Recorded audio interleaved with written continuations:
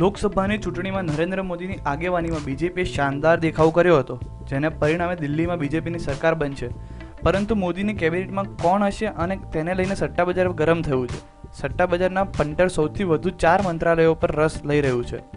સટ્ટાબજારની અટકળો પરથી લાગી રહ્યું છે કે સટોડિયાઓ અને પત્રકારો એક જ દિશામાં વિચારી રહ્યા છે. સટ્ટાબજારને પણ રસ પડવા મંત્રાલયમાં ગૃહ, નાણાં, સુરક્ષા અને વિદેશ મંત્રાલયનો સમાવેશ. સટ્ટાબજારમાં શરત અને નફા વચ્ચે એક સંબંધ. શરત જેટલી સુરક્ષિત એટલો લાભ ઓછો રહેશે. નફાને રૂપિયાની ટકાવારીમાં આંકવામાં આવશે. શરત લગાવનાર વ્યક્તિને 1 રૂપિયો અને 20 પૈસા મળશે. સટ્ટાબજારની સાથે સાથે મોદીના શપથ ગ્રહણ માટે પણ રાષ્ટ્રપતિ ભવનમાં પણ તડામાર તૈયારીઓ ચાલી રહી છે.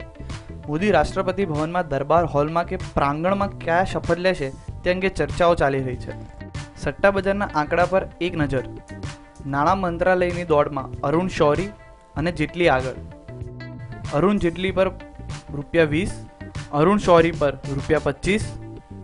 જેટલી પર શરત લગાડવા માટે સટ્ટોડિયાઓ સુરક્ષિત. જેટલી અમૃતસરથી ચૂંટણી હારી ગયા છે. સટ્ટાબજારમાં મનપસંદ નેતા જેટલી. રાજનાથસિંહને મળશે ગૃહ મંત્રાલય.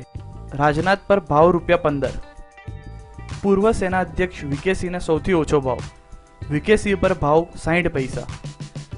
નીતિન ગડકરી પર પણ ભાવ બોલાયા. નીતિન ગડકરી પર 50 પૈસાનો ભાવ. લોકસભાની ચૂંટણીમાં બીજેપીનો શાનદાર વિજય થતાની સાથે જ સટ્ટાબજાર ગરમ થયું હતું. નરેન્દ્ર મોદીની આગેવાનીમાં તેમનું કેબિનેટ કેવું હશે તે અંગે પત્રકાર અને સટ્ટાબજાર બંને લગભગ સરખું જ વિચારી રહ્યા છે. ત્યારે એ જોવાનું રહેશે કે કયા મંત્રીને કયું ખાતું મળશે. Bureau report, news online, Ahmedabad.